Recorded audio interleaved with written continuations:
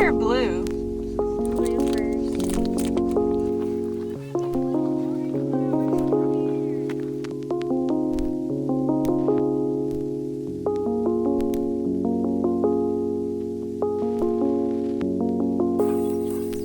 Where are you going? Oh my.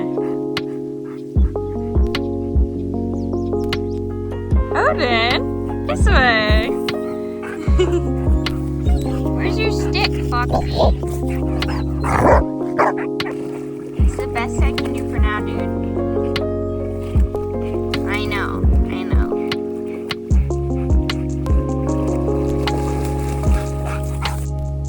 She must still be looking. Oh no, she's got one. What are you guys doing? Oh, go get her.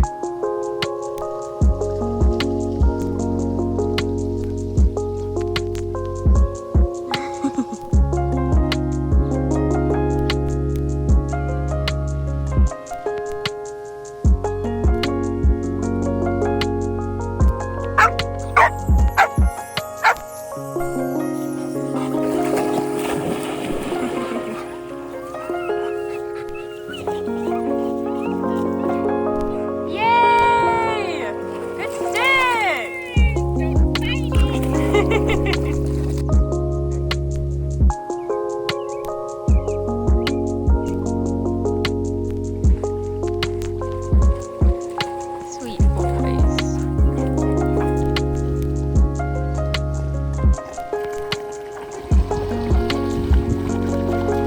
Go get it, Fox. All done then. All done then.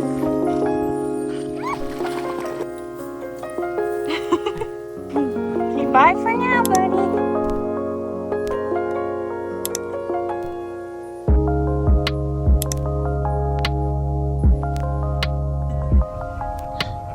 You crazy. Hey dude, wanna check it out?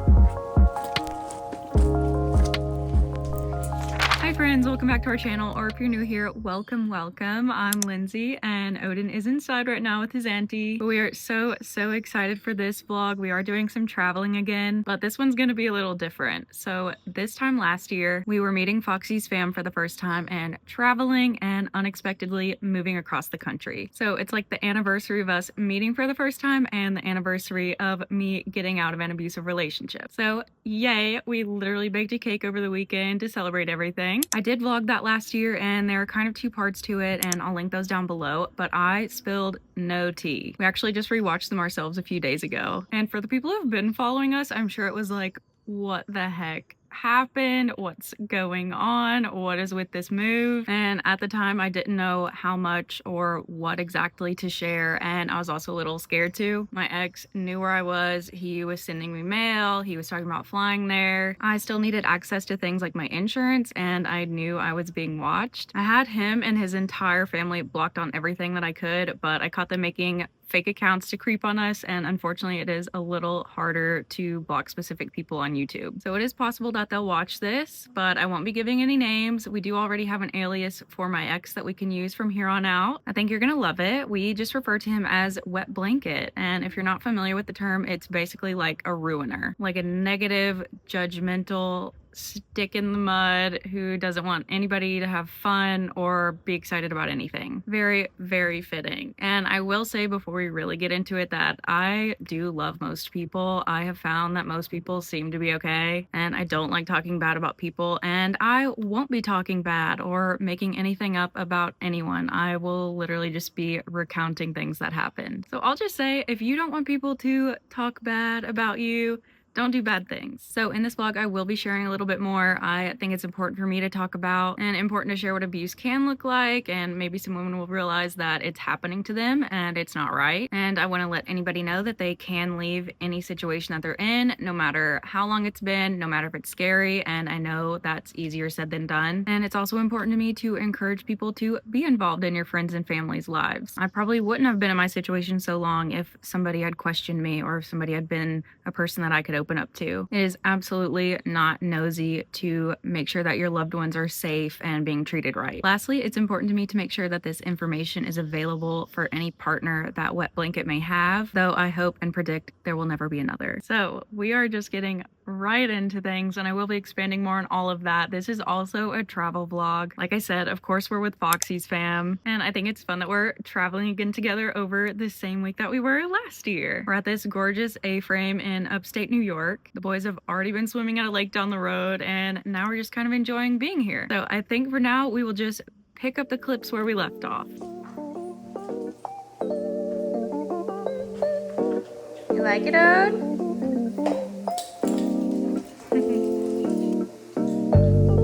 Found the bowls and the view and the bed.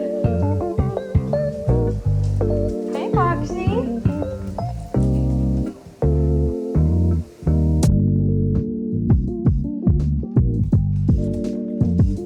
Hey, dude.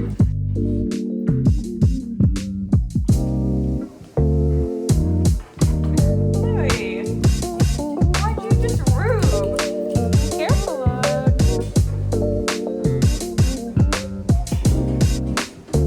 You want help, buddy? How'd they do that? You wanna try? You got it. Good boy.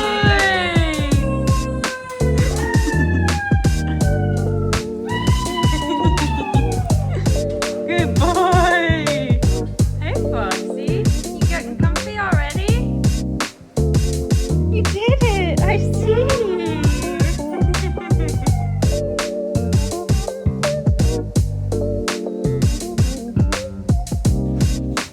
Silly. You silly.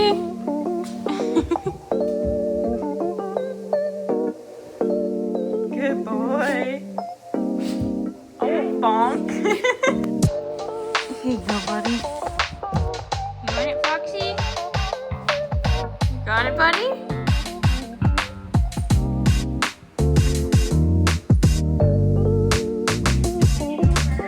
Foxy first. Show him how to do it.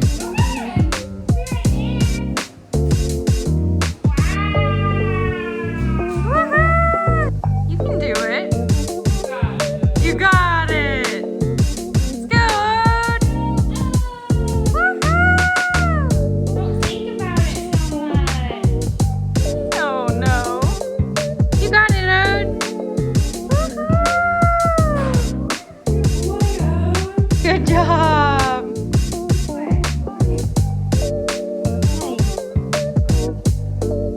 Hey, dude. Hi. You trying to get my snack?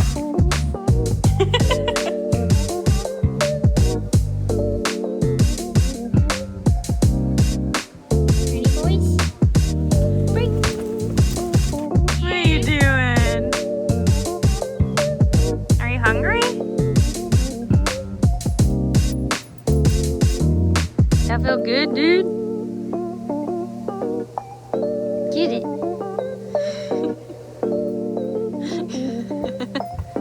You gonna roll it right here? Nice. Wow.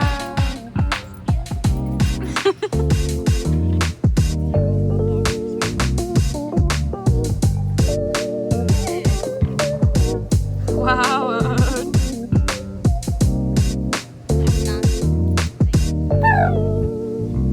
Get it. You can roll over there. Can you sit? Can you touch? Nice.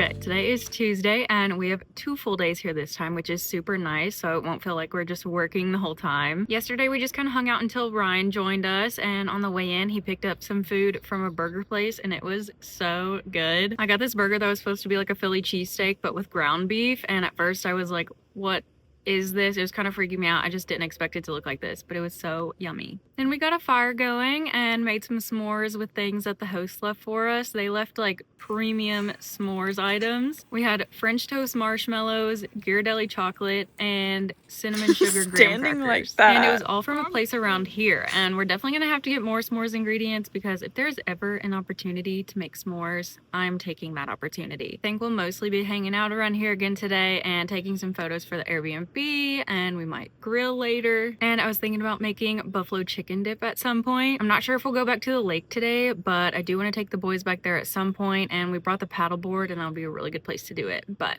it is supposed to be a nice day. And with that, let's just get into today's story time. I hope the wind isn't a problem. I'll try to edit that, but actually I still just shoot vlogs on my phone. Not still, I didn't start doing them on my phone until like months after doing them. But anyway, story time. And there is so much lore beyond this. It would take hours and hours to share it all. So I'll just be telling what happened over this week last year, and I'm sure there's still going to be plenty that I miss. But a big piece of context that you need is that Wet Blanket is a narcissist. And I do have my iPad here because this is becoming a research paper. So some common traits of a narcissist: grandiosity, having an overinflated sense of superiority and entitlement, being preoccupied with success and how you're perceived, being manipulative, using other people for personal gain, scorekeeping, expecting praise and attention for any little thing, being arrogant and envious even of pets, friends, and family. And the most alarming one to me is lack of empathy, because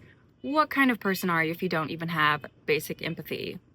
You're a scary person. And I was an easy target, unfortunately. I'm a very empathetic person, and I had moved across the country just to be there. So I didn't have any family or friends until a couple dog mom besties towards the end. And I was there for 5 years. I had built a life, a home, a business, and I don't want to hurt anybody. So why would anybody want to hurt me? Especially if that person is supposed to be my partner. And I will acknowledge that Wet Blanket clearly has problems. He needs therapy. We all do. But his problems could no longer be mine, or I genuinely believe I wouldn't have made it out alive. He hadn't physically abused me, but I do think that it would have headed that way. And something that I've only ever told like a handful of people is that I have witnessed him punch Odin. And that is how you know that manipulators are so good at what they do, because I would never allow that, but I felt like I had to for some reason. I didn't feel like I could say anything. We never had a discussion about it, and he acted like it was normal, which I do think I was used to from my childhood, like not the animal abuse part at all, but like the sweeping it under the rug. Obviously, I regret not leaving immediately then. I even get embarrassed talking about this because why didn't I say anything? But thankfully that was a one-time thing to my knowledge, but abusers will truly break you down until you question everything, like even reality. But I do remember by the end of it that I was like, you know, I wish he would hit me, because then someone would have to help me. Someone would have to tell me to leave. And I totally don't want to discount anyone's physical abuse. I'm sorry if you've ever experienced abuse of any kind. And the thing with mental abuse, with narcissistic abuse, is that you don't even know who you are anymore. You don't know what to do or think. So I just so badly wanted to be validated, for someone to tell me that I wasn't crazy or stupid and that this isn't right. And that person for me was and is Elena. And I think that is where we'll put a bookmark in it for now. I do get a little exhausted and anxious talking about it, and the more time that passes, the less I talk about it. So this kind of like brings up a lot of stuff. So I think that is a good place for me to go spend some time with my lifesavers.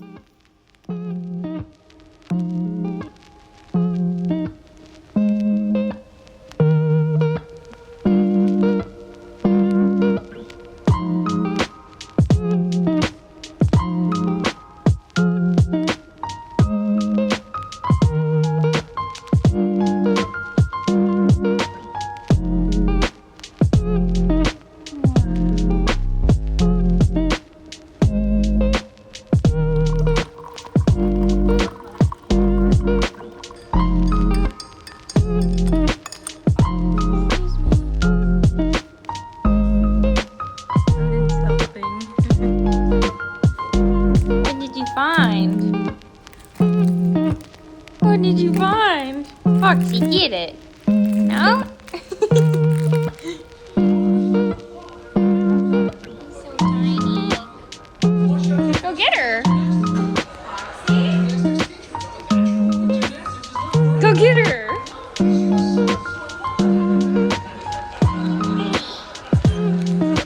Good boy, Foxy. Get it. They're just getting tan. Hi, Fox. Thanks, buddy. Thanks, buddy.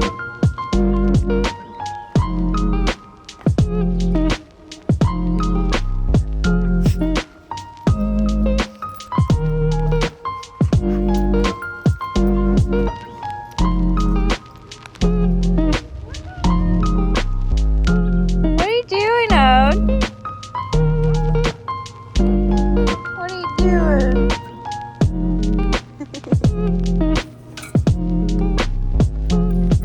Hey.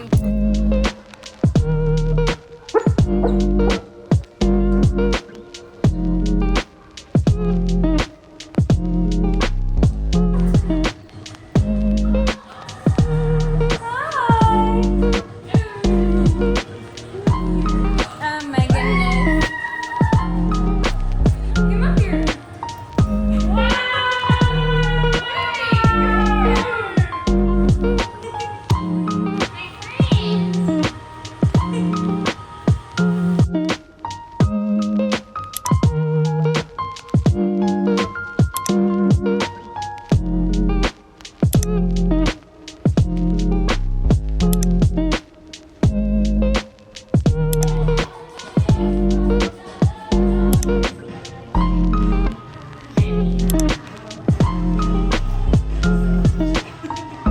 At Cabot Creamery and at Frank's Red Box. Sponsor us. Good boy, Ode. Wow. Yummies. Look at that.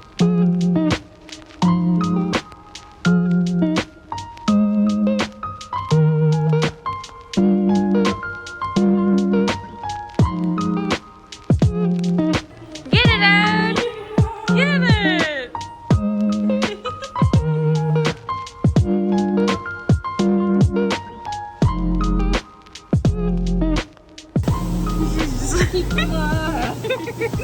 She's one of the girls. She's like, wee.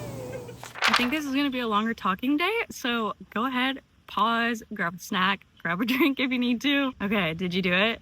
No? Yeah, me neither. So before we really get into today's story time, I want to mention that Foxy's fam had been staying with us for a few days, and Foxy did not have a good reaction to Wet Blanket. He barked at him and would not approach him, and now I know that that is definitely not normal for Foxy. Like, he doesn't always want to meet people, but I've never seen him react like that any other time, and what a dog thinks of people totally matters. And so this is where things really heat up. So on this day last year, June 17th, we were at a cabin in Montana, and we had driven down the day before. Wet Blanket was already acting weird at this point. He was acting weird before they even showed up. And he had decided that he wasn't going to go to Montana with us. He was already avoiding doing things with us, like ditching us at the farmer's market, not joining for dinner or walk. And a key piece of context is that he seemed to be jealous of my friendship with Elena before we even met in person. Like, he was totally freaked out when she had flowers delivered for my birthday. He said she was love bombing me. Just remember this. So the morning that we're leaving for Montana, he decides that he's gonna go. And I'm like,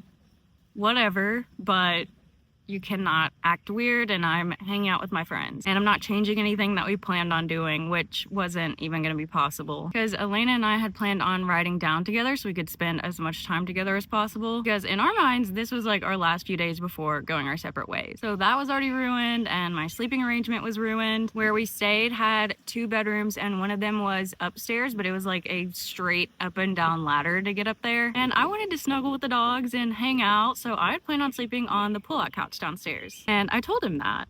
Remember that. But he wanted me to sleep upstairs, so I did for a couple nights. That first night, we get pizza to take back to the cabin, and we're sitting at the bar waiting for it to be done, having a drink, and like mid-conversation, and this is the first time he's spoken up like the whole time that we've been there. He points at the TV and he's like, look, look, look, like, you see that guy? He just won $22 million at the US Open. And we were like, okay, back to our conversation. And he looks it up. He's quiet for a couple minutes and he's like, actually, it was $22.2 million. Then back in the car, it's just me and him, and he makes me Venmo him for the pizza after he had offered to pay and paid in front of Elena, and she said thank you and whatever. Then he was like, I might not win it in a day, but someday I'm gonna have $22.2 million. And I was like, then will you buy me pizza? And mind you, he was not hurting for money, and I don't even care about money, but whatever. And the next day we go out to eat, and the guys split the check, and I say, thanks for split skis, guys. And back at the cabin, I go upstairs to change, and Wet Blanket comes upstairs, and he asks if I want to Venmo him for dinner. And I'm like, well, you offered, but if you want me to. And he goes, well, you didn't even say thank you. And I'm like, all right, how much? And I pay him, and I'm like, I did say thank you, by the way. And the room upstairs doesn't have a door or anything, so I go downstairs, and like Elena had heard all of this, and she was just like, what was that? I don't know. But okay, I'm getting hot, you can probably tell, so we're gonna move this party to the car. So now it's June 17th, right? And this is the day that we're going into Glacier. So Ryan starts work early so he can get off early, and Wet Blanket is like, we can go when I'm done with work. And I was like, actually, we're going at 4, like we said we were. We were like an hour or so from the park, and going to the Sun Road takes a few hours to do. And this is Elena and Ryan's first time at Glacier. So we get there, and I didn't realize that you couldn't buy a pass after a certain time. I'd always gone early in the day, so I just wasn't thinking. And Wet Blanket's like, well, I guess we can't go. And he's refusing to go any further, like even for me to get into the village to get service to buy pass online. Like my phone wasn't working at the gate, and he said his wasn't either. And Elena's in the car behind me, and she comes up and she's like, I got it on my phone. Then coincidentally, it's working on Wet Blanket's phone as well. So he insists on doing it himself, and he's taking forever to do it, even though Elena literally already started filling it out. So we're in the park now, and we stop in the village to see if we can find a swim spot for the boys. The rest of us get out of the cars, and Wet Blanket just sits in here like steaming and wouldn't say what was wrong. So we continue on, find a pull off where they can swim in Lake McDonald, and Elena and I are taking photos. And Wet Blanket, first of all, hated that I took photos, hated anything that I did, but like photos were like stupid and pretentious and annoying. And I just like to document. Like most of the time I'm taking photos of dogs or flowers or just like whatever we're doing. I've been a scrapbooker, okay? Like ask anyone. But we're taking photos of the boys, and Wet Blanket is like actively trying to get in the way. It's not that he just so happened to be there, like that is totally fine. Other people are allowed to exist during photos. That is part of documenting, but this was not a new thing for him to do. And it was actually Ryan who pointed out that it seemed like he was trying to do this on purpose. So we get to the top of Going to the Sun Road, and we hop out to look at wildflowers, go in the gift shop if it was open, go to the bathroom. Then the 4 of us are walking back to the cars, and it already feels like he's eavesdropping. He was like a few steps ahead with Ryan, but you can tell he was tuned in to Elena and I, like he was not listening to Ryan at all. They had already exhausted their conversation topics, and Ryan can talk to anybody about anything. So that was not on him. But I wanted to talk to Elena. I hadn't got to see her like the whole time. So I pull her aside and tell the guys, like, we're gonna go take a photo real quick, and I wanted to tell her like how he was acting when we first got into the park. So we're over there, and I'm telling her, and I was like, I actually have to take a photo while we're over here because he's gonna ask to see it. Like he's gonna try to catch me in a lie or something, and as soon as we get back in the car, he has to see it. This is the same person who hates photos and had not asked to see a photo in years probably. So we drive down, beautiful sunset, but it's like 10 or 11 p.m. and we need dinner. Wendy's is the only thing that's open, and that's totally fine with everybody else, but Wet Blanket suggests a gas station, and I'm not above a gas station hot dog. I love gas station hot dogs. But this one didn't even have anything like that. So no one even got anything. And I'm again like, Wendy's is only like 5 minutes away. Let's just go there. And we get back in the car, and he's like, so who nixed the gas station idea? Just like looking for someone to be mad at. And I'm like, everyone? Like, you didn't even find anything. So We go to Wendy's and he still doesn't even get anything there. So we get back to the cabin and Elena needs to feed Foxy and let him dry out since he had been in his crate wet, kind of cooped up in there. He had also injured a paw a few days before, so we thought that might be irritated. We didn't want him to chew on it. Like Odin does that all the time when his paws are still wet. Like he hates that feeling. So I did the unthinkable. I stayed up. We pulled out the couch and we were going to watch a show. And I told her we had to be on the same page, like what show we were watching, what episode, what time we fell asleep, because I knew he was going to ask. And Ryan brought us the comforter off of their bed, and Wet Blanket texted us to turn down the volume on the iPad. And in the morning, he asked me his questions, just like I knew he would. And I think that is going to be a good place for a bookmark today. We are checking out tomorrow, so we're going to soak up our time here.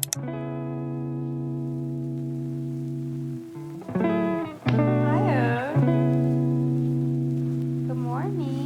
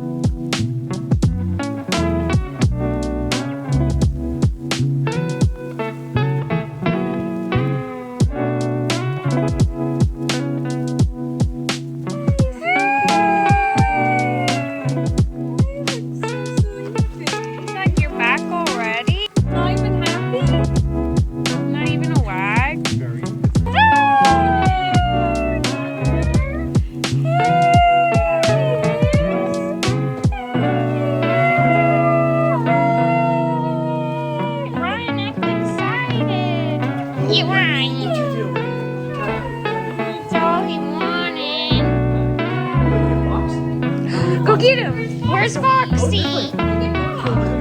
Go get him!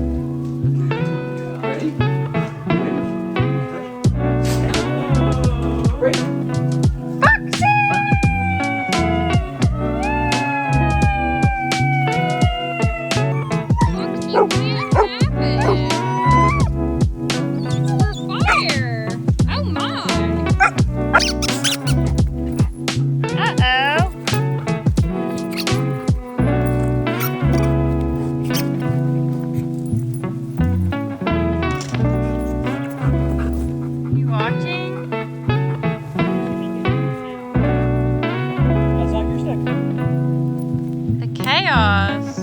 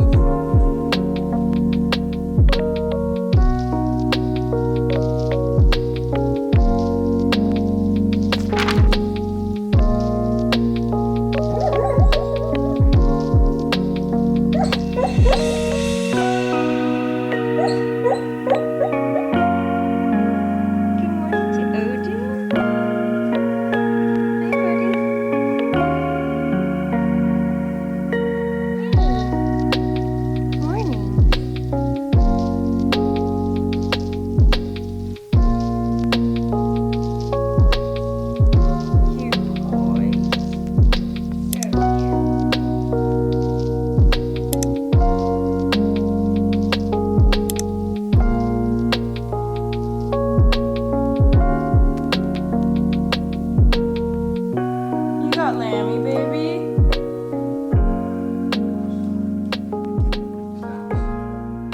Okay, there is more to the story, but it's time to check out, so we will have to wrap this up at home, which is totally fine because we'll be chatting over the day that shit really hit the fan. So we're about to head out now and we're gonna stop by that lake so the boys can get a swim in before we go, and then we have about a 3-hour drive home.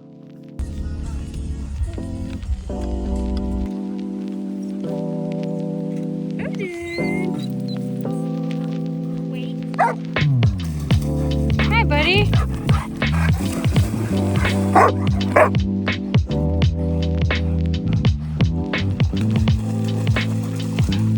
Good boy.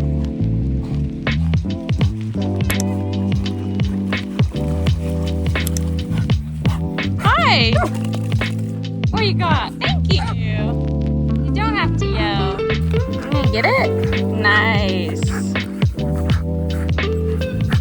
Good boy. Good boy, Ode.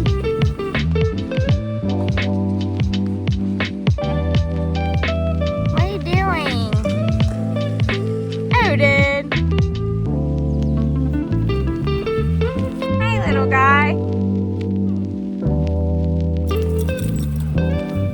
Nice.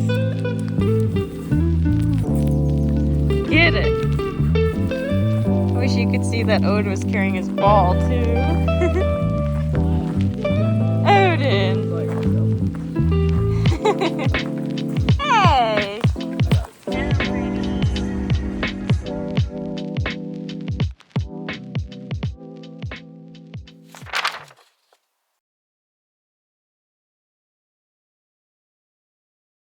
Okay, so today is June 19th. Obviously, we are back home. I don't know if you can see, but Odin is in here.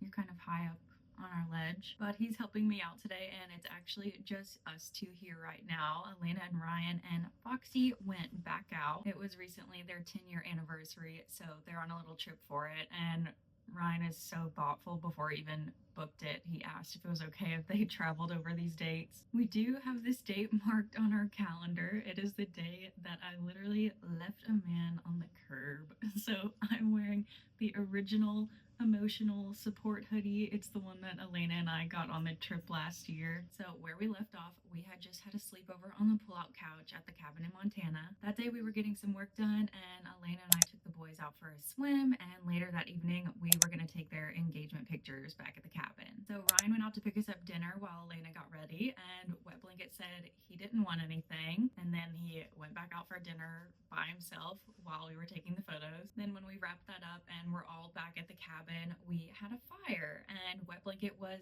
concerned that we would be too loud for the neighbors, even though there were only a couple of cabins that were occupied on the entire property. Like, it's a big property of cabins, and it's a Wednesday, and we're literally just talking, so I think he was just trying to ruin the fun. Oh no. Who is it? And when that didn't work, and in the middle of Elena and I trying to take a photo by the fire, which was also for work, by the way, this was a hosted stay, he yells, "Brr, brr, brr, brr, brr, brr, brr," and sprints inside and closes the door behind him. What are you doing? You up or down? Down. But like a true Montana man.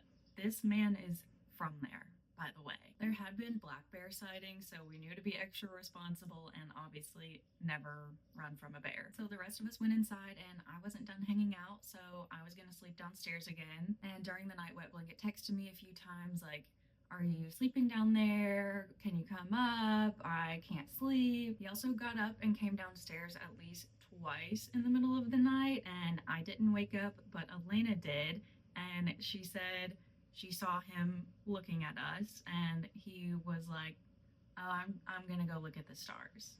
Okay. So the next day is checkout, and Elena and I are taking some final photos around the property. Wet Blanket is once again in the background of our shots and pacing around on the phone and not helping pack at all, which had become something that I got used to. His back hurt for a few years. So I had done most of the packing and driving for a while. And this is where the plot thickens. This isn't even tea anymore. This is like a thick, chunky soup.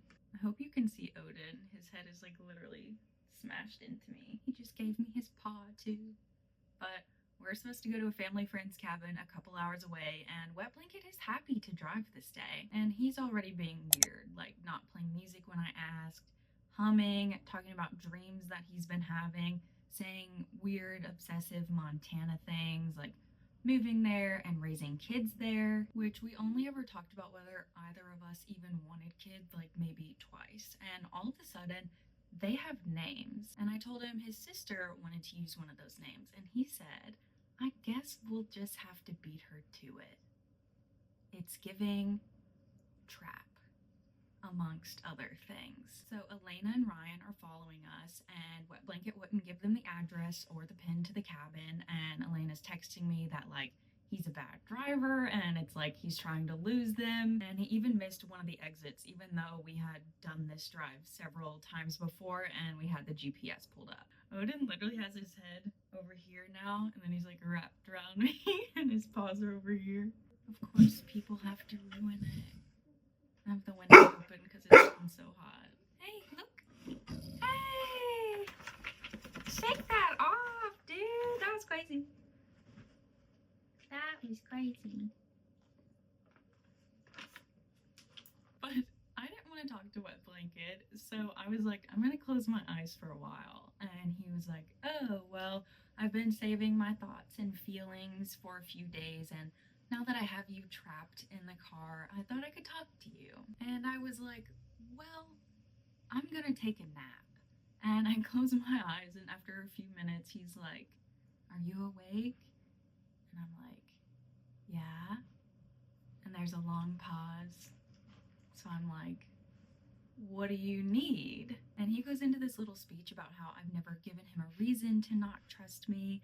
And I'm thinking that maybe he's gonna accuse me of talking to somebody online, because a few months prior he had jealous vibes about Nala Stomps following us, and recently he had been like, well, maybe you'd be better off with somebody like that guy from Utah, like talking about Nala as if he didn't know who they were anymore. Okay, Odin is checking out. Oh, look! No, I could never imagine what this person was about to say to me. He says, is there anything romantic going on between you and Elena? The way I slapped my hand over my mouth and laughed. Like he just accused me of cheating on him with my girl best friend, who also lives across the country, and I just met her in person last week. But first of all, the insecurity, and second of all, some further context. He had been acting jealous and frantic before they even came to visit. He had made a comment about Elena giving me a ring first and saying, well, it is the 21st century, and saying he'd been having nightmares about me breaking up with him while they were there. Also, one morning I woke up like when we were back at home before they had got there, and I saw him just staring at me, crying. And he had told me he wasn't excited for them to come because he felt like they already didn't like him and they were gonna steal his girlfriend. And I had only just recently started opening up to Elena about things that he would do and say, but she and Ryan gave him every chance to be normal. They didn't come into it like already not liking him. Like obviously they would have loved to love my partner, but this dude couldn't possibly be the problem, so he had to make me a cheater and a lesbian, which I'm flattered. Totally something to consider. They say hot girls get lesbian accusations, but to him and his family, this was like the most offensive thing that I could do. He said he asked 3 people, 3 family members, about sleeping on the couch with another girl, and they all said it was not normal. Mind you, he has a sister. Like, have you ever heard of a sleepover? Like, I wonder what he would think if he knew that I used to shower with my friends. Like, I would do that right now. But apparently it even brought one of them to tears. And I was like, well, did you ask her fiance? He's right there. But I was honestly trying not to say that much. I had done this drive to the cabin before, and I knew that we were going to lose service at some point, and he probably remembered that too. So I immediately texted Elena and my parents and told him what he said, and he was like, "Did you just text Elena?" And I was like, "Yeah, and my parents too." And he goes, "Why?" Because remember, he really cares about how he's perceived to other, but as if he didn't just say some crazy shit to me and is in control of my vehicle in rural Montana and clearly angry. And I told Elena that I was scared and that if we wrecked, to tell the cops that he did it on purpose. He was escalating very quickly, and I tried to stay calm, and I told him I couldn't talk to him right now and that I thought he should stay somewhere else. And I could see switch from victim to controlling. He told me that we couldn't stay at the cabin anymore if he wasn't there, even though I was the one who asked the owner if we could go, and he wasn't even supposed to be there. But thankfully his grandpa's house was on our route. He said he could stay there and that his daddy could drive him home. So I told Elena to follow us closely all the way there, and literally seconds later, like he could read my mind, he told me to tell them to just pull into a gas station and that I would meet them after. He even made a wrong turn as if he didn't know where the house was, and this is a small town, like population only double digits. Like, we're on this road, the house is right here, you can see it from the road, but he made a wrong turn. But we get turned around, put his stuff on the curb, and Elena hops in my car with me. He didn't say bye to Odin, didn't even mention him or ask about him until days later. And even then, that was probably only to try to like make a connection, like keep a bond. So Elena and Ryan were supposed to head back east next. This was like the end of their trip, and I really didn't want to mess up their route or plans, but they didn't feel comfortable leaving me there. They thought the only option was to go back to Spokane with me, and I'm so happy that they did. I hated ruining the fun, but I'm so happy that I had people who made this their problem. But that is all we have time for at the moment. I need to go run some errands. I need to do a return. I need to go to Trader Joe's. I want to check out the river with Odin this evening, and in the spirit of things,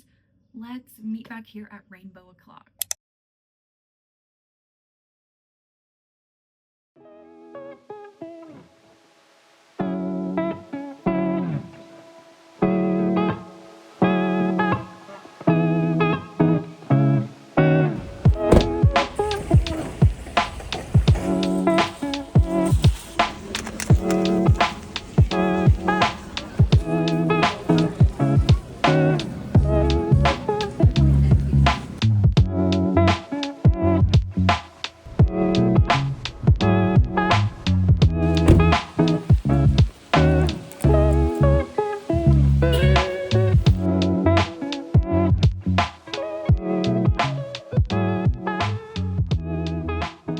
Okay, it's just the beginning of Rainbow O'Clock, but I want to go ahead and do this before it gets too hot in here. But I went to Trader Joe's to get a Father's Day card, and they actually didn't have any. They usually do better than that. Maybe that's just because I waited until a couple days before, but I saw a Valentine's Day card. But I did find these two cards. I was thinking about giving one to Jess, that's Bestie Luna's mom back in Spokane, and one to Elena and Ryan because all of them were such a big help in moving me. So this one is perfect for Elena, and the inside says, "It doesn't matter where we go, it's being together that makes it fun." And then this one for Jess, "Our friendship is like a craft project, sometimes messy, always fun, and uniquely ours," because that journey sure was a little messy. Hold up, I have to turn a fan on already. Hopefully you can't hear that. But like in the moment, I was kind of feeling freedom. Like I had already checked out of the relationship while I was still in it. So I felt a lot of relief despite being scared, but I can imagine that was kind of traumatic for them to go through with me too. So in our story, Elena, Ryan, and I get back to my house in Spokane, and I always set up a Ring camera inside when we would go out of town for multiple days because our neighbors were sketch and it would notify me if anybody like broke in. So I immediately go to put that away. That was my habit. Like as soon as I would get home, go put that away.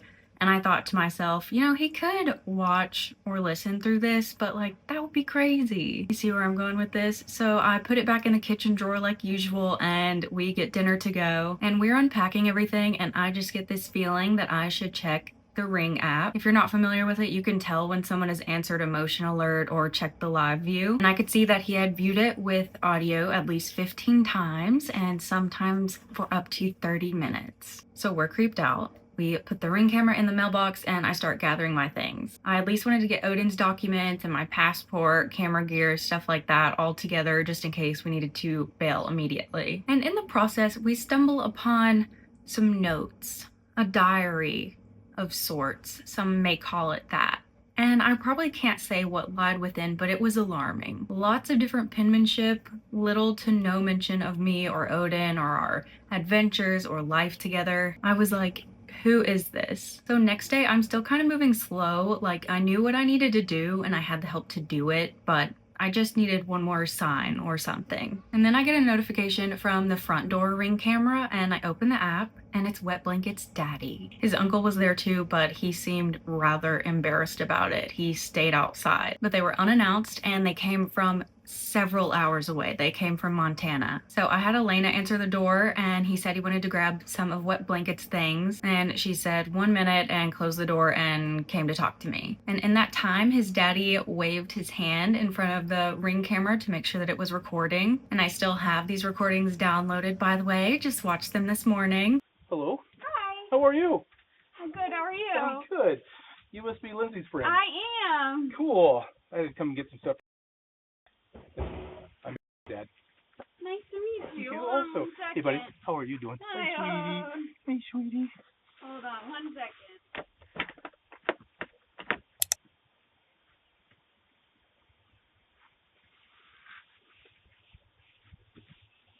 And I closed my office door where I was packing stuff, so just in case if he came in, he wouldn't see that. So Elena opened the door again, and Odin was with her, and Daddy kind of pushed his way in and like kind of grabbed him and brought him out, and he ran off to greet the uncle and just like ran back inside like he always does, thankfully. I don't know what that was all about, but Elena asked what rooms he needed so that she could tell me. Hey, bud. How are you? How you doing, big fella? Lindsay's on the phone. Okay. I'll just go grab a couple things. Hey, hon. How are you? How are you doing, big fella? Oh. What do you need to grab? Some stuff. Needed some gear. Hey, bud. How are you? Oh, how are you? How you doing? You're getting skinnier. Odin! Oh, my big fella. Remember him?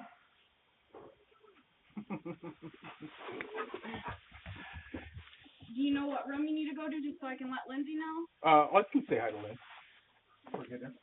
So he is now in my house, and at this point, Ryan was out at the store, so their car wasn't there. They most likely thought I was there alone, and this is all happening less than 24 hours after leaving Wet Blanket in Montana. So Daddy's like, I'm gonna need some keys, Linz, and they also used my name a lot. And I'm like, for what? Like, they didn't need house keys, wasn't about to do that. I was like, for what? And he's like, for his truck, he's gonna need a way to get around and you wouldn't tell him what you need, so false. And I'm like, you guys could have told me that you were coming. And he was like, well, he tried to talk to you this morning and you didn't answer him. Like I said, false. I had just talked to him that morning. I told him I needed space and that he could come home tomorrow, and this was over a weekend, so it wasn't interfering with work, and his daddy was supposed to bring him home. He had a ride. And we were just on a trip and continuing a trip, so I knew he had enough clothes packed. He was also staying somewhere with a washer and dryer. But what does that matter? So he asked if I got his text last week, and I'm like, yesterday? And he's like, was it yesterday? And I'm like, yeah, it was yesterday. And Elena's like, yeah, it's really only been like less than 24 hours. And he cuts her off and he like shoves his finger at her and he's like, you don't get to talk to me. And she's like, excuse me? But also we're two girls in a house with an angry man and nobody knows any of this is going on. So I'm like, you know where his stuff is. He goes into my room, grabs a couple pieces of clothing, and Ryan gets back. And Daddy's trying to make nice. He's like shaking hands with the other man now. And I'm just like, we don't need to chit chat. Like, you can go. Hello? Pair of pants, shorts, underwear, shirt, and a truck so you can drive around. He just asked me, "What are you thinking, Lynn?" He And I asked said, you like 3 times. I said, "I'll tell him when I'm ready." Clearly, I It told him hasn't not to even come been over that here because I'm long. not ready. And you don't have anybody here. Like, And it's Saturday. Like, well, that just gave me the push to pack my bags because I was going to ask you to come help because I'm not going to miss him. I'll just miss this area. But I ain't going to miss that shit. that's fucking crazy. That's ridiculous. We go back in the house and my office door had been opened, and it occurred to Elena that we should check if Wet Blanket's firearm was still there. So I go check and it's gone. And I know this because I always tell guests that there is one and that it's not loaded. And I literally saw it the night before. So I texted my neighbors and said, if you see any other vehicles that are not mine or Ryan's, to call the cops, that we're in danger. And a little later, I get a text from Wet Blanket saying that Elena and Ryan are not welcome in the house effective immediately, or he'll call the cops for trespassing. So I text my client friend who's also a cop in my area, and she's like, he literally can't do that. Like, call me directly if you need to. I was literally being treated like I didn't have a house or safety or autonomy or anything. So this is where I'm really like, F this, we gotta go, and we start really packing. I also think at some point Jess was here this day. They were helping me pack. They were a huge help. I literally couldn't really decide what to pack. They pretty much did all of that for me, and of course it was nice to have my people there and see them one of the last few times before we were leaving the next day. But I am getting a little tired of talking about this for now. I'm happy that it's going to be documented more fully like this, but I am tired of it, so I promise I will wrap this up soon. Thank you for hanging in there and also being so kind about like anything that I have said about this, because I have literally barely ever given any details and people are still so nice. So thank you. I might put a pin in this for a few days. I'm not really sure. Maybe once Foxy gets home, we can do a little adventure with him and have a nice like palate cleanser of fun puppy playing moments.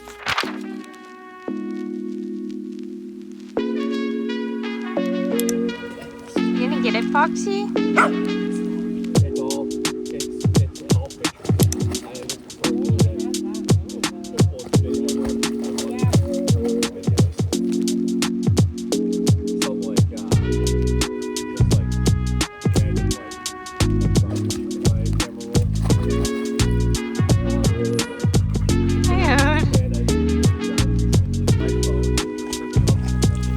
Still too early for you? Where are you going?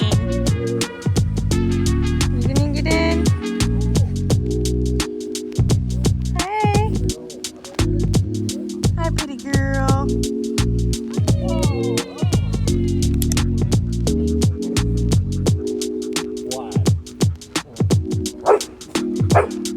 Go on!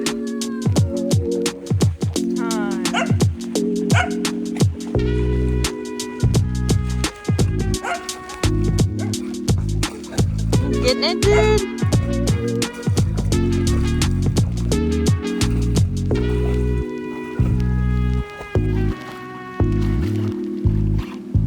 Yay!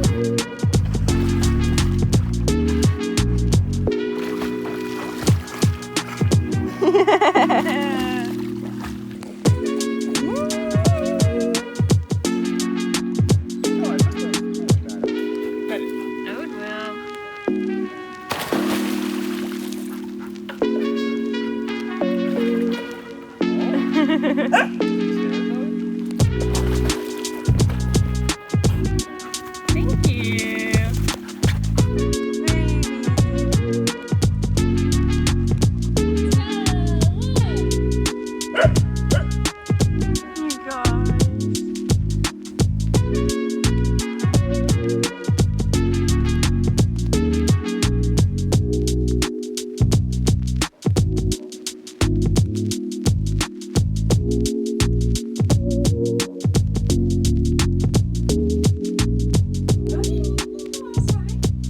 party. Who was ankle party or night-night? Okay, it's a few days later, and in the last few days, we've had some pool parties, and it was Ryan's birthday, and we went to a Red Sox game, and they beat the Yankees. That was also my first game, but it is time to finish up this story. So, we're in Spokane, and it is June 22nd. Jess's family came over to help finish packing up and load up the car, and her husband did, like, everything. It was like Tetris. And the day before, if you remember, Wet Blanket had said that Elena and Ryan had to leave. Obviously, they weren't going to, but they did move their car on the next street over so that he wouldn't see that they were still there. And we only came and went out the back door and through this corner of the yard that the Ring camera couldn't capture. And we packed my car in like the one car park. We just didn't want to make anything obvious and like have him show up in the middle of all this. So I was pretty zoned out. I did not care what was left behind at this point. Hi. Thank you. Is your head really big and weary? I obviously wanted as much as I could, and I think that was mostly out of knowing that like I couldn't afford to buy all that again. But I just had my car and the front seat of Ryan's car, so I couldn't take any big furniture or tools, stuff like that, even though most of that was mine. And looking back now, I wish I wouldn't have left a single thing. If I had the time, I would have rather donated everything than left a single thing. But to this day, I have not missed Wet Blanket or cried over him, but I was heartbroken about leaving the Pacific Northwest. That was definitely a factor that kept me there so long because I'm originally from Kentucky and I knew I didn't want to go back there, but there I was having to do that. And before we left, I just remember trying to take it all in, trying to memorize my house and garden and Odin's backyard. And I just sat in the grass and wailed as loud as I ever have. I did not care who heard me. But Elena and Jess and her baby came and sat outside with me, and she was feeding her strawberries from the garden, and I snapped a photo as one of my last memories there, and I was just so happy to have people there that made that situation happy at all. I really hope you can see Odin. I don't think you can now with his head down, but it's literally in my lap. The last thing I did before we left was did a walkthrough and recorded everything I left and the condition that I left it in. Then I went out the front door with Odin and locked it behind us and got in my car where Elena was ducked down in the passenger seat. Then I backed out of the driveway and went to the next street over and met up with everybody so we could say bye. We had to drive through Idaho, and I knew we would lose service at some point, and that's when I stopped sharing my location with everybody and texted Wet Blanket that Odin and I had left. And our road trip was actually so much fun. Elena and I recently did a recap of that on Instagram. I'll link that below. But it took us 4 days, and we got to my parents' house in Kentucky at like 2 or 3 in the morning. Elena and Ryan hung around for a couple days. They stayed at a hotel, but they did have to continue on to Massachusetts. Over the next few days, I filled in my parents. I hadn't told them anything that had happened over the years, but I think my dad always knew. I used to call him a lot, and he'd always ask how everybody was, and he would like jokingly